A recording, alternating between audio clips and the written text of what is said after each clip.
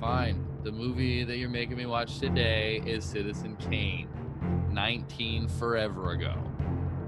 1941. Directed by Orson Welles, written by Herman J. Mankiewicz, and nobody else. And maybe Orson Welles is debatable. We don't know. Mank might not be telling the truth. Mank could be bullshit. Is Mank bullshit? Probably. What's your word, Jake? This is your movie. Fucking boring. Wow.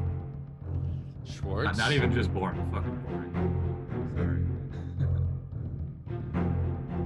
I'm gonna say, I mean, I know it's 2 words, but I'm gonna say trend setting. There are a lot of things in this movie that I think were first times that most movies carried on afterwards. Rosebud. That's your word, Rosebud. Mm-hmm. I mean, Prove of me course, wrong. it's trend setting. Like, what we just, I think we figured out this is what the 19th film ever made. So, Yeah, something like that. It's yeah. trend That's setting not in like the true. Beatles was the trend setting, you know. Yeah, Beatles' third band ever. In that it's not that they didn't do, it's not that they did something that no one else could have done or was doing. They just made it popular because they were loud and obnoxious about it. Hey, This movie definitely did things no one else had done, though. Yeah, but it's the not Beatles like were better. it's not like, you know, no one else could have done it. He was just, it's not like no one else would have done it. He was just early on, which is good. That's good. But that doesn't mean that it's not trend setting. I mean, yeah, it could be. I think the nonlinear plot, the way the camera moved, the angles, some of the angles, and some of the ways, like the opening of the movie. I hadn't seen this movie for a long time, and the opening of the movie with the whole like all the information on the screen and all that shit. I was like, man, is the whole movie gonna be like this? Is this like a movie that's kind of trying to be a movie but isn't a movie? And then when the reel ends and they're in the screening room, I was like, oh, okay. I was like, all right. And then even that right there was pretty trend setting, the whole way of doing that. Bro, when they did the newsreel and then the newsreel came to an end, it said the end, and it was like 8 minutes into the movie. That should have just been the end of the fucking movie. You hated that? You hated this movie that much?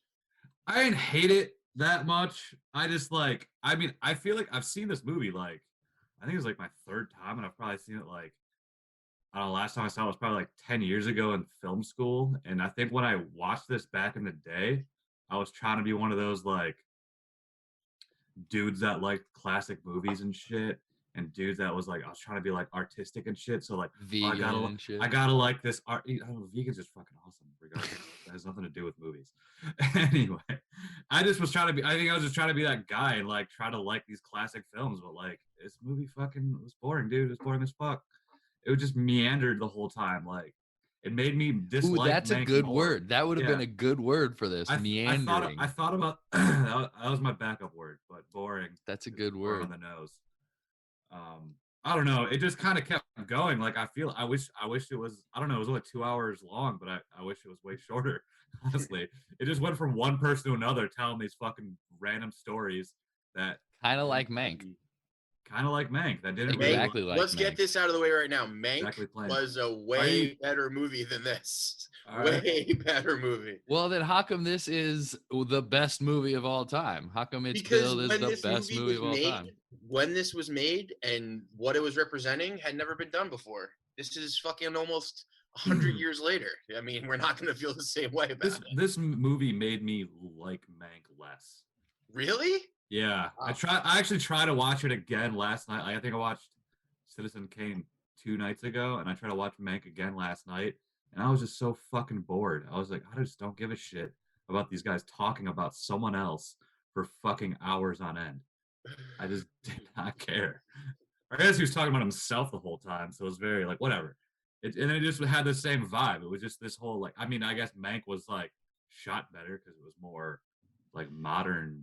That's the one thing I'll say about this movie is that it was shot great. I thought the cinematography was great. Well, the shooting, I thought the cinematography was amazing because of what they were. They confined themselves to not using shallow focus, so they had to use lighting instead, which was ridiculous. I mean, the lighting was it was insane, especially right off the bat when there is no light. There was no light lighting anybody's faces. I guess, I mean, they were doing that, I guess, because they weren't using the camera to tell you where to look as much as lighting, and B, I don't know what B was, but that's a good point though. But one thing that bugged me about the lighting was actually honestly the same thing that bugged me about Mank at times. And I'm guessing they did it in Mank because they did it in Citizen Kane. Is like there was often times where whoever was talking, you can't even see their fucking face because they were just dark. Or a lot of the times I thought it was strange. Not that it was a bad choice, but it was an interesting choice that like almost the main character was kind of the reporter outside of Kane, of course, was the reporter trying to figure out what the fuck Rosebud meant. Yeah, like, I don't it was know. that guy throughout that's the whole what the the movie's main about. character. That's no, I know, but he's the guy that follows the whole arc of the movie. And I feel like he's in the you never see you barely ever see his face. And I feel like he's in the dark the whole time because they're trying to tell you he's not the most important person in the story. Or it's like over his shoulder or something to the person talking. And I agree, there are some cool shots of like these people. There are some interesting lighting choices. Like shots, I thought the cinematography was the main thing that was stand out of this movie. The editing too. The editing was pretty great. Like there were a lot of great like cuts, and the way things like kind of meshed together was pretty good. Yeah, the storytelling was the way they told the story was very. I mean, like obviously Tarantino writes in this kind of way where he's going back and forth. Exactly, and that's not why even back and forth. Like there was, I couldn't even count how many timelines there were. It was, I guess, it was only mainly like 2 timelines, but it jumped. In those 2 timelines, it had different timelines of going forward and backwards. It would show you like the beginning of the opera, and then it would go back, a week and tell you all the lead up. Or I guess it just told like it told the whole story of her opera career. What's her name? You know who I'm talking about. Yeah. I think it was just it was that newspaper guy. It was him like talking to like 4 different people, and it was them telling their story and their interactions with Citizen Kane. That's kind of all this movie was, which is a pretty basic approach to telling someone's story, I think. Well, the story when I was said simple. storytelling, I meant I guess I mean editing, but that's how they were telling the story. It was going back and forth. The story itself, whatever. The story itself is dumb, dude. He's trying to find what Rosebud meant. Like the story itself is dumb. Rosebud? And then it ended up being the fucking sleigh, which unfortunately I already knew, and I'm kind of glad that if I was trying to hang on to every moment of what the fuck is Rosebud, I would have been pissed when they threw it into I would have just been like, okay, Right. cool. Thanks for making me think, thanks for making me dwell on that the whole movie, even though it didn't mean anything. What was it? Family Guy that was like, it was his sled. There, I saved you 2 boring hours. It was his sled. Spoiler alert. Anyone watching this who hasn't seen Citizen Kane, don't bother watching that movie because it was his fucking sled. It was his sled. But I don't think that's not the most important part of the story. I think the reason why this movie is so revered and so legendary is a couple of reasons. I think it's because up until that time, the movies were fucking a lot of musicals, a lot of melodrama that kind of all followed the same format. This followed a different format of storytelling, of doing the nonlinear and kind of making you a little bit confused as to, wait, where am I now? Why should I care about this type of thing? Also, I think it was one of the first times that one person produced, wrote, directed, and starred in a movie that hadn't debatably wrote already wasn't established. Like this was his first film. This was Orson Welles' first movie as a writer, director, actor, or producer, and he had only done radio before this. And I also think that the whole him playing the old person and playing the younger part of himself was something that a lot of people hadn't seen either. So back in 1940, this was a pretty trailblazing movie. And I think just because of respect to that is why people keep it on the list. Because this is like on so many lists as #1 movie of all time. And I don't agree with that in any way, shape, or form. But I mean, I can see if we were talking back then how I would agree with it back then. But I mean, unfortunately, just realistically, we live now. So like this movie didn't do what There Will Be Blood did for me, which I think is the best movie ever made. No, totally. And I try to consider that shit when it comes to like older movies. Like I know when I was like when we did like Cool Hand Luke, I was kind of defending like the fact like think about the times it was, think about like what was going on in the country, this and this and that. And true, but I mean, I Wizard don't of know, Oz man. came out before this movie. Yeah, Wizard of Oz was And- fucking way better. Wizard of Oz is the 17th movie ever made. Way better. The Wizard of Oz is a better movie by far. No Oh, doubt. 100%. Well, I was what, 39? I'd rather watch that shit again. Yeah, 39-ish. King Kong came out before that movie. That was pretty. Yeah, but King Kong was a very, very simple movie where if you Yes, watch but it now, you'd be like, yeah, that's garbage. I'd probably rather I watch mean- that. I would probably watch Citizen Kane again. I think a lot of people would watch Citizen Kane and say, "Well, that was garbage." Yeah. I don't I'm think glad I you stick can to do every that though, because 10 years. the filmmaking's too good. The filmmaking's great. Is the story boring? Yeah, but it's not garbage. Like if you watch this movie on mute, it's awesome. Yeah, Like, you know don't who's need great? Greg to- Tolan, the it's DP. great looking. He murdered it. He Yes. this is Yes. an amazing exhibition of his skill. Everything You made a- else is you know, And you made a The good point music was about pretty the good too. music was good. the music was good. The makeup was Another really good. legend.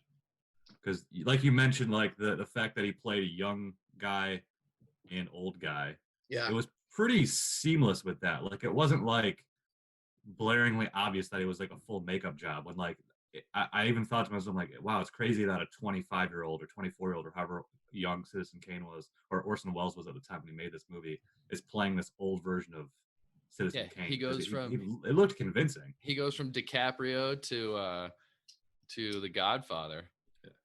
And I'll say this about Mank too, since we're probably gonna bring this one up a lot. The guy who played Orson Welles in Mank, like nailed it. Like he looked and sounded just like him. And Yeah. I kind of forgot that when I was watching Mank the first time, but when I watched it yesterday, I was like, fuck, that guy, that's fucking Orson Welles right there. Yeah. I think I they could think hide a lot in 1941 in not just black and white, but also just the quality of picture and lenses when it comes to makeup. You know, Oh, I think true. if that was on 4K, it wouldn't hold up. Oh yeah, and when everything is just in the shadows the whole time too, like Yeah. definitely, you Yeah. can't see shit. But no, they did a good job for what they did. And you see that whole like shadow thing and the whole darkness thing. Movies before that, no one did that. Like all those bright ass musicals and all the movies that were properly exposed. Like I'm sure he did that because he was like, well, what's something people haven't seen? Let's fucking shoot a movie where it looks like it's all natural light. You know what I mean? I mean, and back then, that was something that was fucking innovative. Right. And I also noticed like a lot of it was that like just like those wide shots, one shot. I mean, that was probably just how they had to make movies back then. Oh, that was my biggest note is coverage. There's crazy. absolutely zero coverage in this movie whatsoever, and I love it. It plays out really well. Like a lot of those scenes play, even scenes where it starts out in a wide of 4 people, and then it'll go into one conversation and then pan left to the other No, conversation. that's It worked Spielberg. perfectly. Like it was seamless. That's where you see Spielberg. Yeah, sure.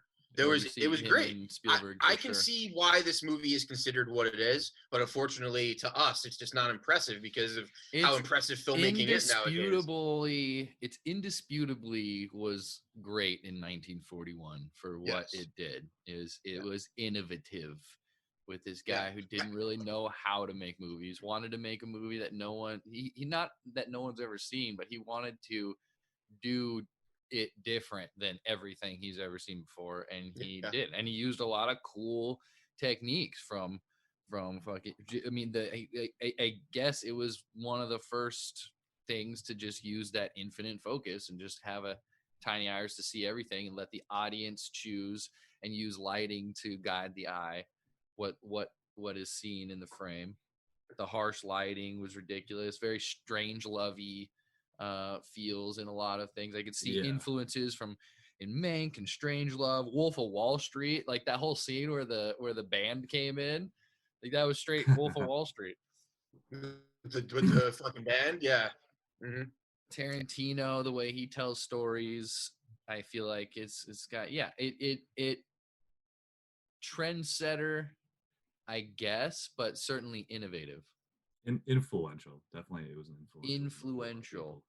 In 1941, it was probably the best movie ever made. Yeah, it was. I still say Wizard of Oz is better. You're right. You're actually Wizard right. of Oz Wizard is of in Oz. I think color. Wizard of Oz is better. 2 years before I would take Wizard of Oz, but the stories is more interesting. The stories is more fun. Yeah, there's witches and shit. Yeah, exactly. Wizard of Not Oz story just is an wild. asshole. That's a long, drawn out story. It's not. It doesn't feel meandering. Wizard of Oz doesn't. No. Point A to point B in a way. Somewhat of a road trip movie. Those are fun. You know what's good about Citizen Fuck Kane yeah, though? dude. Apocalypse Like, Now. there's Yeah. some good characters in Citizen Kane. Like the guy who works for him, who's kind of got the crazy eyes, who's always like saying shit. Yeah, like is that that guy was Igor? fun. Like that's not. I thought it was. It's not. Are you sure? That dude is not. Yeah, 100%. It's not. He's got the crazy eye and the look and everything. It's Bernstein was that character. Bernstein. Like he was great. And I think that was another thing. He was straight up like comedy relief, like almost like a Quagmire kind of guy. Like I wonder if this is like the first movie to That's maybe funny. even like do that. I'm really not sure. I haven't seen too many movies that are older than this movie. Maybe in my life, maybe like 10 total that are just movies that are like, oh, you have to see on the list with this movie. So I'm not the expert of this era, but I wonder if that was one of the first times where like a straight comic relief was just actually like used as a character. I mean, maybe not, maybe, but I doubt wonder it. if I was. feel That like guy was great. that's. No, I feel like dude, that goes back to Cowardly vaudeville. Lion. Yeah. Cowardly Lion. He was the first comic relief character ever made. Dude, you guys are saying that from 19 whenever to 1940 that there were at least 17 movies made, and there's no way that's a thing because there were probably about 100 musicals made in that Well, time. they made one movie a year, and No, they stuck to it. they did not. This makes me want to watch John Ford movies. Why? Same DP. Ford. Okay. Well, And John Ford. a Stagecoach was a huge influence for Orson Yeah. Welles apparently in this movie, which also came out before this movie. A couple years ago, I was listening to Tarantino talk about John Ford and how, I mean, you obviously we know Tarantino's a huge Western fan and how Sergio Leone is his biggest influence. But he said, as far as other Westerns, John Ford's the only person you should watch. It's like an encyclopedia of Westerns, and I've never seen any of his movies, and I gotta watch them. I've never seen anything by him either. I mean, really, Western's not really my thing. I like the Sergio Leone ones, like the ones with Clint Eastwood. Those are fun. It's because they're so fucking stylized. You know what I mean? It's just so stylish. And you watch those movies, it's basically like watching a Tarantino movie. Tarantino uses like a lot from those movies, like Kill Bill especially. There's like 18 shots directly taken from Good, the Bad, and the Ugly that are just in Kill Bill, and like 4 songs. Like it's insane. Like all the stuff that I first heard during Kill Bill, like music cues and even like specific things, I went back after I watched the Good, the Bad, and the Ugly, For a Fistful of Dollars and For a Few Dollars More, which is the trilogy. And it's like, holy shit. I basically watched this movie and it's almost. Word. I've been watching more samurai movies lately. That's been my genre I've been dipping into a lot. That's dope. Yeah. More Takashi Miike samurai movies. He's made a couple more after, other than like 13 Assassins, which we talked about on this podcast. He's got some good ones, like Blade of the Immortal is more like more like slapsticky kind of like samurai movie, so it's like more fun to watch. But then there's another one called Harry Curry, Death of a Samurai. If I'm pronouncing that right, I don't know. Yeah, I know you're talking about. But It's that one's more like colon. That's a really good, like, more drama one. So very different, but they're like Miike, he's a great director. I've been watching more of his shit lately. Never heard of him. Takashi Miike. Was this your favorite Orson Welles movie? I'm not sure. I feel like I've watched another Orson Welles movie. What's like Touch of Evil or something? Yeah. Or something like that. That's a good one. I think that's the only other one that I've seen other than Steven Spielberg's War of the Worlds. Oh wait, no, that's a remake. Right. And that was H.G. Wells' novel. Is that correct? Wells and Wells. Yep. Yeah, well, he performed it on the radio.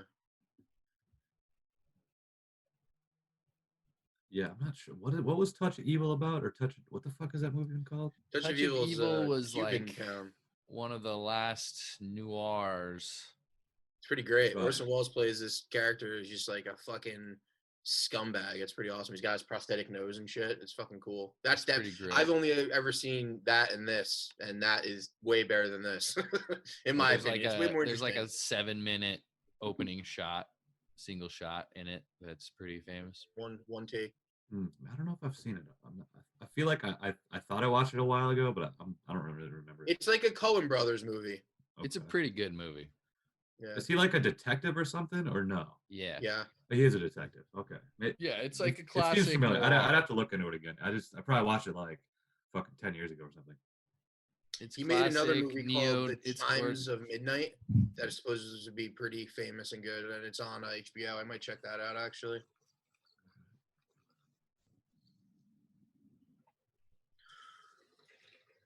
What about have you seen any Akira Kurosawa movies? I've seen Seven Samurai. I've seen Rashomon. I've seen Cool. Yojimbo. All right. No, I haven't seen any of. They're all on the Criterion channel, and I have the Yeah. Criterion channel. I just watched Many Throne of shorts, Blood. I have the Criterion channel. Throne of Blood's like You guys should order the Criterion channel. It's fucking dope. I'm poor, dude. You're not poor, dude. Frank Capra. Frank Capra. Who that? He's a director. I've seen a few of his films. My grandma showed me a few of them. Lord. It Happened Is One it- Night came out before this okay. movie. Yeah, there's a lot of movies that came out before this movie. Probably hundreds, honestly. This one, I bet It Happened One Night's better than. Jake, this was your pick. I don't know why you picked this movie, but you did. So I picked it because it was Because relevant. We just Dude, watched Mank. We watched So Mank. so what do we think? Do we think Orson Welles wrote this movie? I don't think so. He was 20 I don't know 23 much years old. more. He was 27. He didn't know William Randolph Hearst like Mank did. So I mean, I think Orson Welles went to him with an idea of like, hey, I want to make a movie about somebody who has a lot of influence and has a lot of money and is important and can do whatever the fuck he wants. And Mank was like, all right, and then he just drew from people he knew. That's what I think happened. Apparently he originally wanted to write it about who's the aviation guy, Howard Hughes. Oh, Howard Hughes? Yeah. Yeah. Well, dude, Aviator, Heard that before. Scorsese's Aviator movie takes a lot from this too, which I think personally, I think that's DiCaprio and Scorsese's best movie together. I see a lot of DiCaprio in Orson Welles. Yeah, I see that too.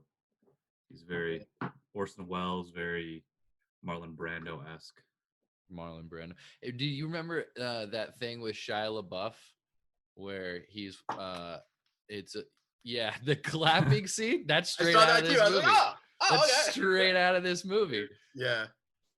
You know what I'm talking? You know what we're talking about, Jake? I don't know what you're talking about. There's a thing on YouTube. Look it up. Oh, It's about Shia no. LaBeouf dancing. Yeah, no, or I know it's what like- you're talking. I know what you're all talking about. I remember that now. When he that dramatic standing Actual up and cannibal clapping. Shia LaBeouf.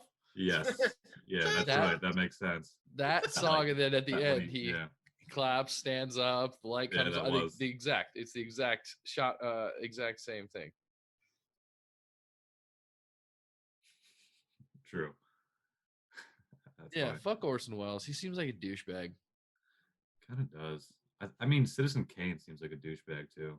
So I mean, to go to Hearst- Hollywood at Hearst seemed like a 27 and douchebag. make a movie is you gotta have balls and you gotta have some sort of ego, like for sure. You have to have something that's like, well, I'm the man. So yeah, he did seem like an asshole. definitely. I liked him. Yeah, me too. He was interesting as fuck. I think a movie about so there's a documentary that came out on Netflix last year. It's called The Other Side of the Wind. It's about the lost movie Orson Welles never made that he made during like the last 10 years of his life, like the last 10 or 15 years. He randomly kept shooting this movie around Hollywood, and he got a lot of like young actors and weird people to be in it. The movie is on Netflix, and then there's a documentary about the making of the movie, and it was great. You guys should check it out. It's awesome. Orson Welles it was like probably like 10 years before he died. It was pretty good. Yeah, Talks about how like he he started out with Citizen Kane, and then eventually Hollywood like disowned him. He literally couldn't make. He never made a movie in Hollywood like after like 1960 because Hollywood was like, "Fuck this guy. This guy sucks." That movie was a little, to me. I had a hard time with the what is it, the new side of the wind, or what the fuck, whatever, the Wind movie. Is better than the movie. The doc. Yeah, I agree. The movie's so like meandering and like just, I don't know. I feel it's not fair because he's it's like someone else edited it and it was just like random footage. Like I don't see how, like, I don't know, it bugged me a little bit. The fuck are you guys talking about? Some weird movie on Netflix that was. Did you not listen to what I was saying? You're not paying Orson attention. Welles' last movie, Oh yeah. but it wasn't really his last movie. It was more just like shit. Yeah, I thought Touch of Evil was his last movie. Yeah, no. Apparently, he kept shooting random shit, and someone cut it together like 2 years ago. And they're like, "Yeah, this is his movie." When it's someone else editing, so I don't know. I don't really like buy it as his last movie, but I know they did talk about it. The doc was cool. Yeah, Netflix released a doc and a movie that Orson Welles shot for the last like 15 years of his life, off and on. It's called The Other Side of the Wind. It's like a super experimental, independent, fucking almost like a Terrence Malick movie. But anyway, the movie's okay. It stars fucking John Huston, who's another director, a huge actor, directed a lot of things. John Hughes? Yeah, I know John Hughes. No, John Huston. No, it's Bro, Hughes. talk about meandering. But the documentary about the making of the movie is fucking awesome. You should watch that. It's great. It's got all this behind the scenes footage with Orson Welles and a bunch of directors like Spielberg and shits in it. It's fucking, and they're young. It's dope. It's great. It's fucking interesting as hell. Yo, I can't believe Everett Sloan is not Igor. Yeah, he's Marty Feldman. Marty Feldman is the guy who played Igor. He's Igor? a pretty famous Is it Igor or Igor? Yeah, Igor. He said Igor knows it goes Igor. We should watch a fucking Mel Brooks movie, man. We should definitely do that. What Mel Brooks movie haven't somebody seen? One of us seen? I mean, have you guys all seen? I mean, you've seen Young Frankenstein. Have you seen Young Frankenstein, Jake? Yeah. Okay. Definitely. That's probably that might be his best one. It's hard to say though. That's Princess Bride. Spaceballs is pretty great. Yeah, they're they're all so good. So I think I've seen. I don't know if I've seen all of Mel Brooks movies, but I know I've seen. Blazing Saddles is pretty great. That's a movie I need to watch again. I don't know if I've fully seen that one or not. Should we watch Blazing Saddles? Hey man, pretty funny. Your next no, Princess Bride is Rob Reiner. Right? Yeah, I was gonna say I think that was Mel Brooks. Yeah, that's a great movie. We can watch The Producers. Have you seen The Producers? That's a great movie. Yes. I think so. With Gene Wilder and the Gene Wilder one. Oh yeah. no, I haven't seen that one. What? That's one. The original one. That's Mel Brooks' one. I haven't seen it. Oh, it's so good, man. Fucking Springtime for Hitler, maybe the best song ever written. You would think that. It's fucking hilarious. Dude loves Hitler. He's admitted to it many times. History of the World Part 1, pretty epic. Yeah, that's a good one. Fuck, man, even Dracula Dead and Loving It's hilarious. I have not seen that. That's a funny one. Leslie Nielsen plays Dracula. Peter McNichol plays Renfield. He's pretty hilarious. You guys know who Peter McNichol is? He's a dude from Ghostbusters 2 who plays like the assistant to the painting guy. He's like, he's the guy who's always like real feminine and really he's like tiny and he's like makes weird noises and shit. It's pretty hilarious. Mm-hmm. Any favorite scenes of Citizen Kane? 1941. When the credits started rolling, I loved that. I think when he started like breaking shit, when I'm like, something's finally starting to happen. When he was breaking shit. Yeah, like, cool. I liked that from Meg. And I also remembered, I'm like, this means that this movie's almost over when this scene happens. So something to look forward to. In the trivia on IMDb, it said that was done in one tank, and Orson Welles was, quote, really feeling it. Yeah. If you just go on a rampage of, hey, just smash everything. Like, I'd be like, yeah, I can do that. You just get into it. Okay. But act like an old man. I was really into it. And he had to say that to himself because he was the director. He said he was really impressed by the actor's performance. That makes me really like Orson Welles, the fact that he said that. I feel like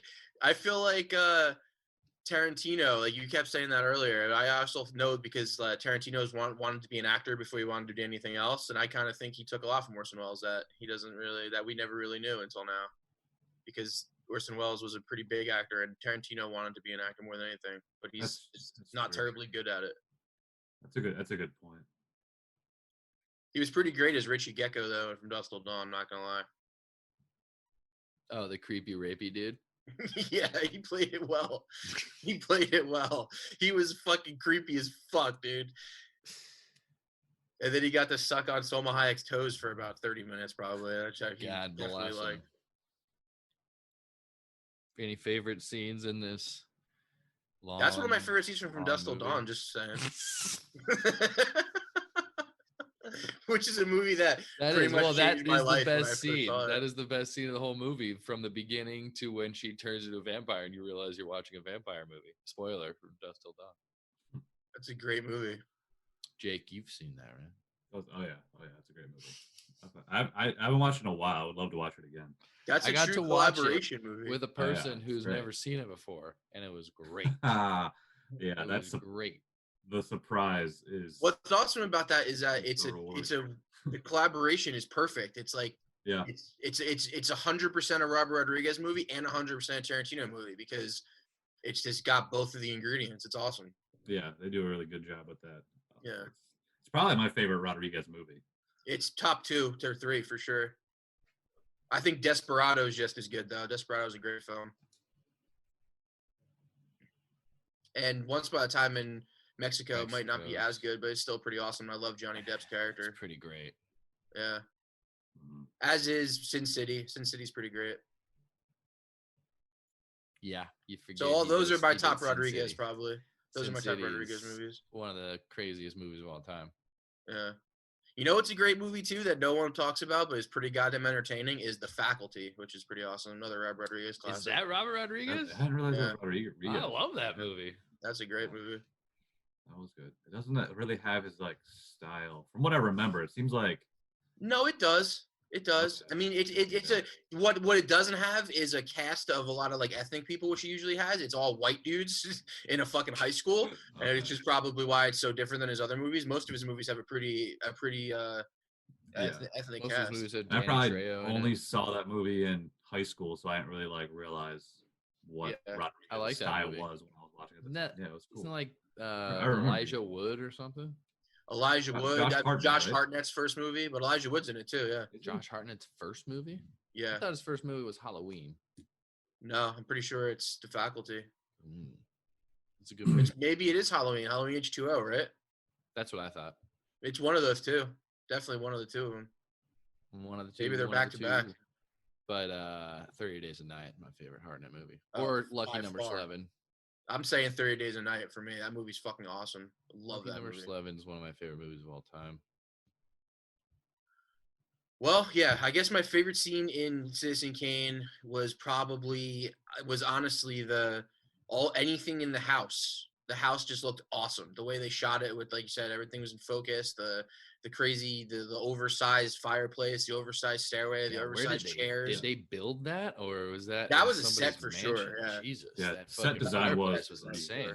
Sweet. Yeah. Set design was good. They made it like everything looked like grand and like almost like dystopian, kind of like this just strange place. I think that was like that at Xanadu or whatever they called it? Mm-hmm. Yeah, that place was like very like I don't know, almost surreal at times.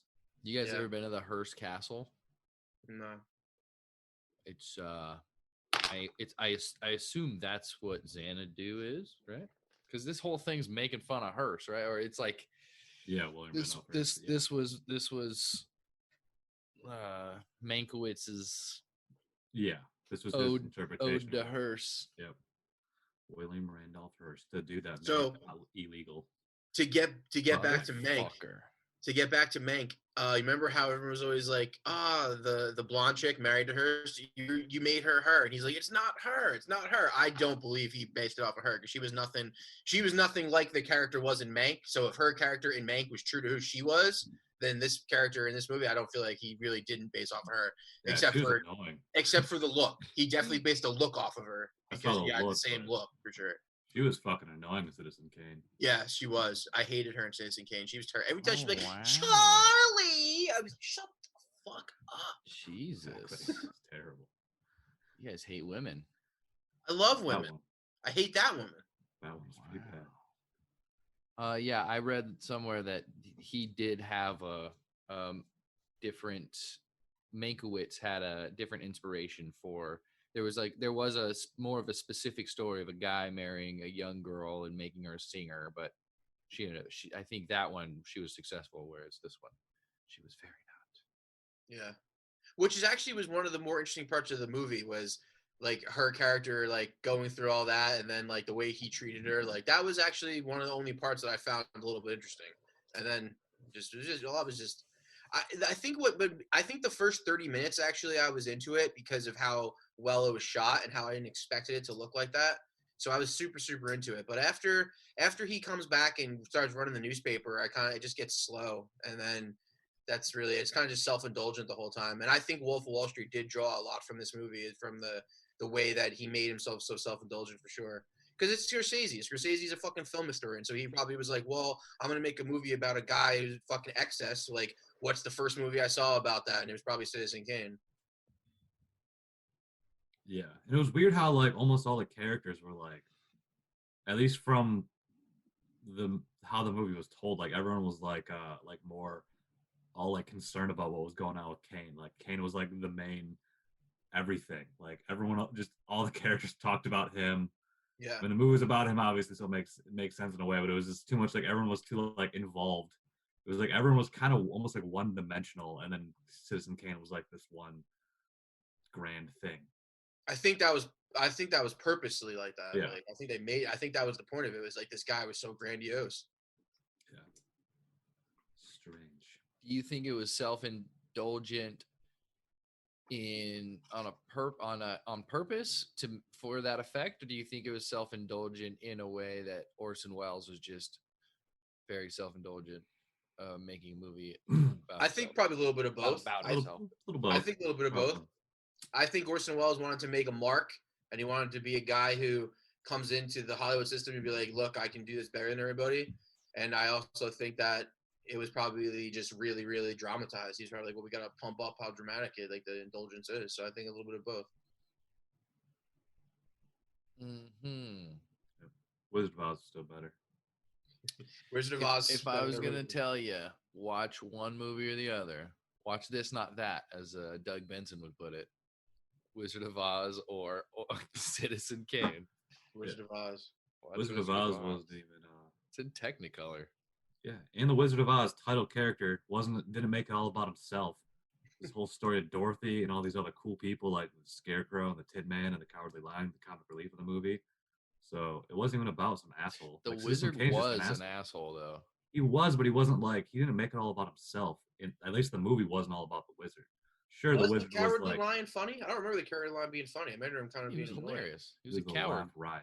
I gotta watch Wizard of Oz, I Laugh guess, again. I riot. haven't seen it in a while. My favorite character as a child. He was afraid Did you of say everything. he was a laugh riot? Yeah. All right. He was like a bigger version of a Frady cat.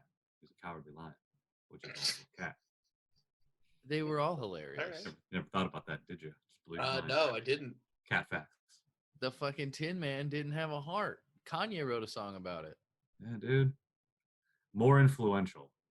Have you ever listened to Dark Side of the Moon and watched Wizard of Oz at the same time? You're supposed to start it. I've done it. 1,000 There's a- times. Of course, dude. There's a few times where it hits. That's pretty great, especially when money comes in at the color part. It's pretty dope. 1,000 times. It's I like, hey, that a you couple might times. as well just say, did you smoke weed in high school? Okay, cool. So, See, you know that part in I Wizard did of Oz? smoke weed in high school. I didn't smoke weed in high school, so I didn't. That was I one of didn't the know first about it. things I did when I learned how to edit video. Oh, when for sure. when I was like, they were like, because everyone was like, you got to sync it up with your VCRs and shit. Once I learned how to get on a program and I can see the waveforms, which I thought was the coolest thing of audio, and I can move them around, and that was like the second thing I ever did, if not the first, to sync it up, export it, and I brought it over to my friend's house. I was like, check it out on a CDR. I was standing in my friend's living room, like, all right, wait till the third lion roar.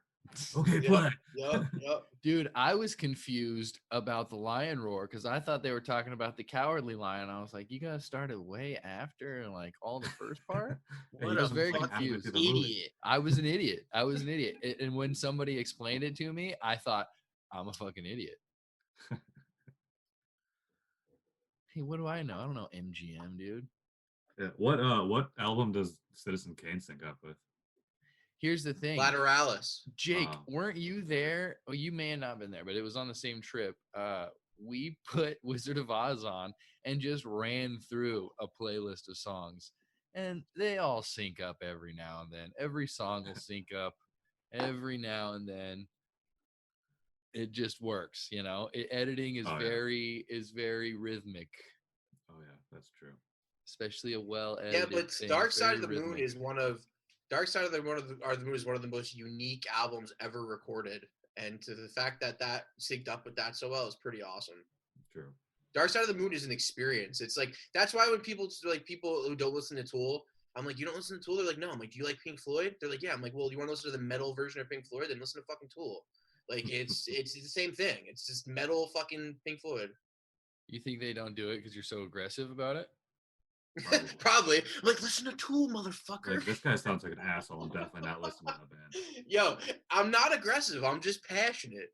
Tool fans are the worst part about that band. You know what? You're right. It's like You're right. Slipknot. All right. Wait, I have a favorite scene. Oh, okay. Or at least a scene that stood out. It was when he was having the breakfast montage with his first wife, watching like all the papers. No, when they were eating Oh, breakfast. when she's just looking at him, like.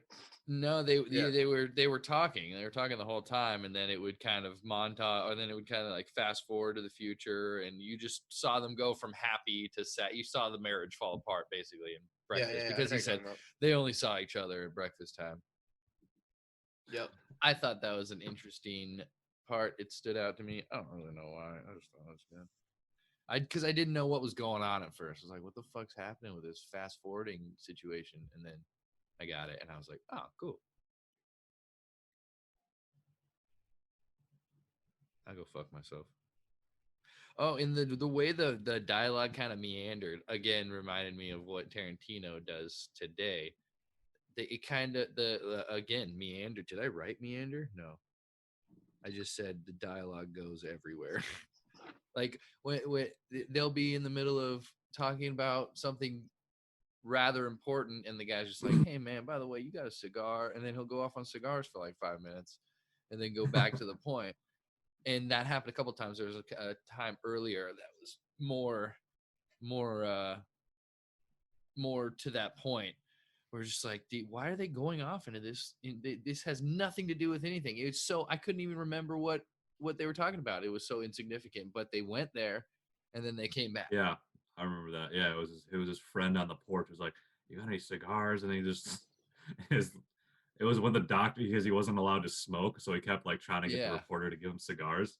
It was kind of like a no, but there was a time character previous to that was even more so, in that they were right in the middle of, like, I was very interested in the dialogue, and then something happens and they're just talking. It was like squirrel just kind of wandered over here for a second, and they came back to the dialogue. And then, okay, thanks for it's a waste of time. Like a mumblecore movie, but in the 40s. Mumblecore, which one's that? Yeah, that's like just talk, like Jeff and we'll see what happens. Yeah, exactly. Yeah, I like when people write a script and like have things for the actors to say. There was one point where I thought that, like, how like Mank portrayed like everyone like reading that script was like, this is the best movie ever written. I'm like, it would be weird to read that script and be like, that was the best thing I've ever written, or I've ever wrote, or ever read, or whatever. Like, it was so fucking boring. Like, yeah, I'll be reading it and like, what's the point of this? The way that, because in Mank, that first everyone was like, I don't fucking like it. It's weird. It's and then they all kind of caught on to what was happening, and then they all loved it. They just thought it could never be made into a movie. So once they see Rosebud at the very end, they're like, ah, So good. Oh yeah. And then they're like, hold on, and then they flip back to the beginning, and then he was like, and That's then what he it was about. shoves his sleigh at Mr. Leland or whatever his fucking name was, and in the beginning, and then next to the snowman, and then fades to black and whatever. You know what was one of my favorite parts It about the was the beginning sleigh. is you think the mom is being like just a fucking bitch who's trying to get money, and then you come to see that she's actually trying to get him away from the dad, and that was just a cool little like thing, like, oh, this kid's life sucks, so I actually don't care that he's going away, because I felt bad for him. I was like, damn, this mom's just selling this kid, and then you realize like, oh, all right, well, I don't know. It's still kind of a That dick shit- move. That shit was weird, like that people could do that back then. You can still Like, do that. You could just sell your kid to a bank. Like what?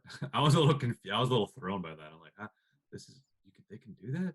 it wasn't selling them. He was listed as the heir to the money. So and in the contract for him to accept it, he's got to go do all these things. So the mom was like, "Yeah, can I get out of here?" That whole thing was like that's Super weird. Like a I've weird never seen situation. that in a movie since. Yeah, exactly. It was such a weird situation. It's like It was kind of very like common in 41. yeah, like oh, I'm gonna I Yo, your own, kid want I to be own rich? your She's kid. got to go over here. So, You know, I mean, yeah. Weinstein did it. Yeah, it implied like ownership of a child, which was like Yeah. strange to me, which was probably normal then. But I don't know. You ever Whatever. read like a record contract? no, but I'm sure it's similar.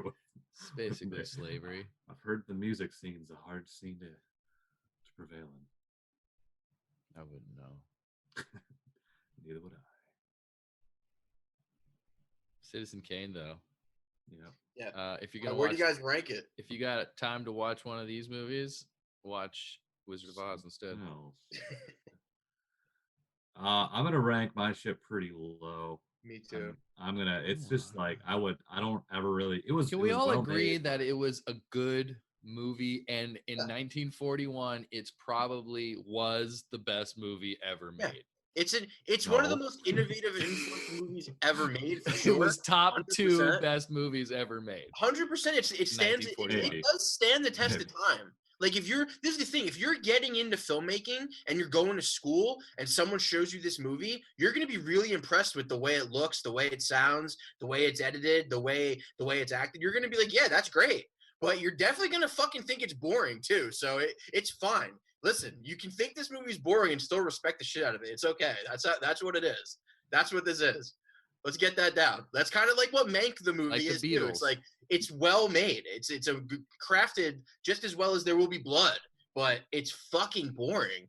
Like that's the greatest thing about There Will Be Blood is There Will Be Blood could have fell into the category of wow, that was a fucking boring movie, but it never got boring. Like the characters were just too goddamn good. Like even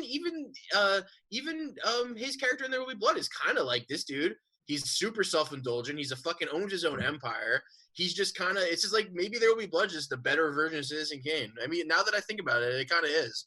It's the better version of Citizen Kane. It is. It really is. Yeah. It's Yeah, There just, that's Will Be interesting. Blood is That's if interesting. Citizen Kane was a Was dope good. fucking movie, Yeah. it would have been There Will Be Blood. Nice job, PC Anderson. You There it fucking is. Did it. yeah. There you go, Alright. Schwartz. Watch There Will Be Blood instead of Citizen Kane. You'll get Yeah. the gist of it. Or Wizard of Oz. Modern day Citizen Kane. I'm gonna go. Do you have a favorite scene, Jake? Yeah, it was probably when he was throwing a bunch of shit around the room. Oh yeah. It was Only because you knew pretty it was well over. done. It was well. He I threw said the that in he threw the jest, shit well. but- Like, what do you mean it was well done? It was just how like I don't know. It portrayed his emotion pretty well. It was kind of like that one shot for a It's while. a cop out. That I movie, didn't that know. scene Was sucks. he drunk? I didn't even know. Was he drunk? Kind of. I don't think so. He kind of looked drunk He or was just just old. upset. He was upset about his wife leaving him. Do you guys remember that from Mank where he says that when he's leaving Yeah. the movie? He's like, oh, maybe they should have this fucking scene where he gets pissed at the end. I was like, oh, this is I perfect. caught that reference for sure. Yeah. I didn't. You don't remember that? Well, 'cause Every you- once in a I while, think he goes, Well, you did I that- need to watch Mank post Citizen Kane. yeah. No, you don't. I don't But- know if I ever will, but that's I Mank- think that's I the think move. If you it helps ever to are gonna understand Mank. watch Mank and you want to watch Mank, you should watch Citizen Kane first. And that was No. a question I had. Yeah. No. Why? Yeah, Why? I think Better so. than this. I'm not Well, saying I agree, though. I'm not comparing the two. I'm saying you should have the knowledge of Citizen Kane before going in. I thought you were saying if you were only watch one. If you only watch one, definitely watch Mank. No. If you're gonna watch Mank, you have to watch Citizen. You should watch Citizen Kane For first. sure. For sure. Yes, agreed. All right, where do you list them? But Mank is a better movie. That means Citizen Kane is going kind of low on my list. I'm gonna put it at number 31. Put it under Deep Red, and right above Night Eats the World, because Night Eats the World is just a kind of a basic basic zombie movie. I guess this was a little better.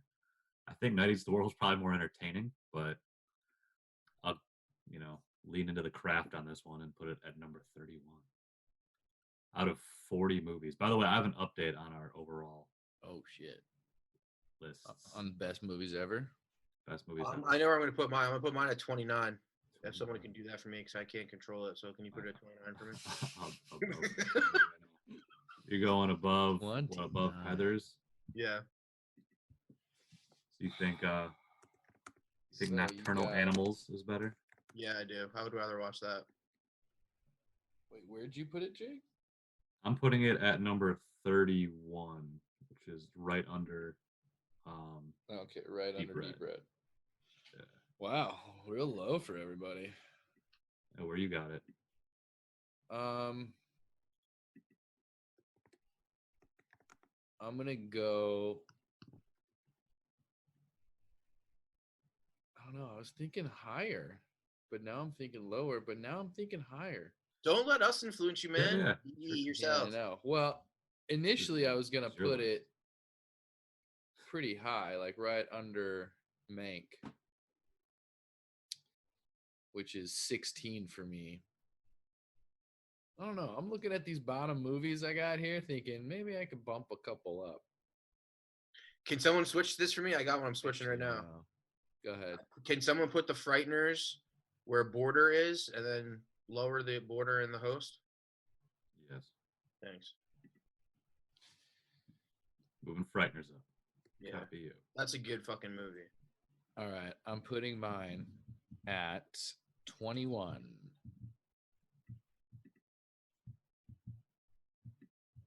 Boom. Right under Blood Simple, right above A Taxi Driver. I don't know. I might move it up, but that's where it is for now. Word. I can't believe it moved. What'd you say, Schwartz? What? Deep Red too, huh? Yeah. And Deep Red placement's pretty low. Talking shit about everyone else's Deep Red's placement? I don't know what he's saying. He's spotty. Can you hear me now? Yeah, you're better now. I said Anthony's placement of Deep Red and Blue Velvet is really, really low. It would be significantly too low. What do you mean? They should be at least 10 spots higher. My Deep Red's lower than Anthony's Deep Red. Yeah, but you're the kind of guy who really doesn't like creativity. You're kind of a basic bitch, so I get that. Oh, damn. Okay, we'll actually address that. Go ahead. Go on. I'm looking at our overall rankings here. Yeah. And right now at our top, let's just talk about our top 5. Okay. Our top 5 are Handmaiden at Which number is 1 one? overall reviewed. Number 2 is Harold and Maude. 3, Royal Tenenbaums. 4 is the Back to the Future trilogy. 5 is The Host. And hey, number 6 even is City of God. Those are all, other than Back to the Future, are all my picks.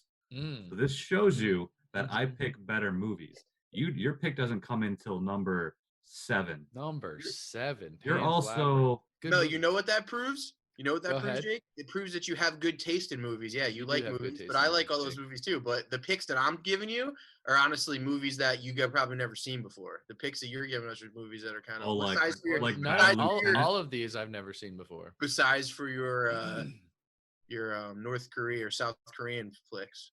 Those are movies No, I've seen a lot of movies that you've picked out before. Not all of them, but like I mean, Bad Lieutenant is our new worst movie ever. It You took know why though? Wow. We didn't watch because it the was uncut garbage. version. We should have watched the uncut version, and I think we would have Oh, thought, probably the version with more rape and racism. No thanks. damn, all right, you don't like this is Garbage. all Man. right. I don't like It would have rape just been racism. like it probably would have been like a half hour, 20 minutes more of just like more trash. So no thanks. More Okay. Jake. No, the movie was nothing More- like me. Either Or way, it's garbage. number 40 out of 40 there. Yep, that's our Bad Lieutenant. Uh, Shoplifters, that was my pick, admittedly, as the yeah, second to worst you both movie. fucked up. Yeah, our the bottom movies Lake are Placid, pretty dude. scattered. I got Lake Placid up at 35. Lake That's your Placid. pick. I know. That's Yeah. what I'm saying. Like, the worst movies are your guys's still. Yeah, worst And movie. You guys talk shit on Lake Placid. Hey, it made it past a few of these other stinkers. So Stankers, dude. Cool Hand Luke's pretty high for how much we Hand hated Luke. that movie. where was that one? Anyways, Luke. yeah, Cool Hand Luke's that at 32. That's does pretty. That's still show pretty low. It's in our bottom J- 10. we like Jake's picks more than we like Schwartz's picks.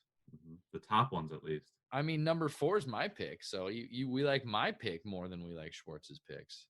Yeah, Schwartz's That's first pretty pick comes insane. at number Schwartz 7. Schwartz has had about 20 picks, whereas I've had 1 or 2, I think. No, 3 now. You've had a few. You've had maybe Have I? like 4 or 5. Either way, I think you picked Fi- UHF. let's say 5 to 20, and Yeah. I'm ahead of Schwartz. You're ahead. He's had a lot more choices, Hey man, but I guess there's like a bell curve also. that's just opinion, you know. It's all of our opinions. Your opinion Yeah. too. It's our opinions combined, choosing that I have better taste in movies. Number My 1, list- Handmaiden, Harold and My Maude, list. Royal Tenenbaums, Back to the Future, The Host. Great top 5. Your list. What about your list? Your number 1 movie is our overall number 19 movie. That's Interesting. fine. That means that my taste is better than yours. Explain. It's just better. My movies are better. My movies are way better. My list. If we were gonna give someone a list, my list would be the one we have to give them. It just makes sense. No, we would have to give them the overall. I think the mosaic of overall list is movies. No, pretty. that's just for us. That's BTS shit. I think that's the only thing that we're gonna make public. I think we're gonna put that on the Instagram tonight. I should have just snapshot this real quick. Snapshot whatever you want. Yeah. Snap whatever. away, snappy. Snapperoo. Snapperoo. Yeah. Whatever, man. Whatever, man. Whatever, man. Should But yeah. we? No, go ahead. Go ahead. I was gonna say so. I guess I'll just say our top 10 overall since I Hit think I me usually with do it. that. Got Handmaiden, number 1. Number Get in 2, there, bro. Harold and Maude. Number 3, The Royal Tenenbaums. Number 4, Back to the Future. 5, The Host. 6, City of God. 7, Pan's Labyrinth. 8, Inside Man. A Schwartz pick. Good job. Indiana Jones, number 9. 10 is Sisters, another Schwartz pick. So that you're in the bottom half of the top 10. You That's gotta feel pretty that. good though, Bottom half. and top 10, and you with gotta such enthusiasm, Jake. yeah. Thank you. Great reader. High energy this episode. Great public speaker. Any last words regarding Citizen Kane? Sorry, I yawned. What? Rosebud.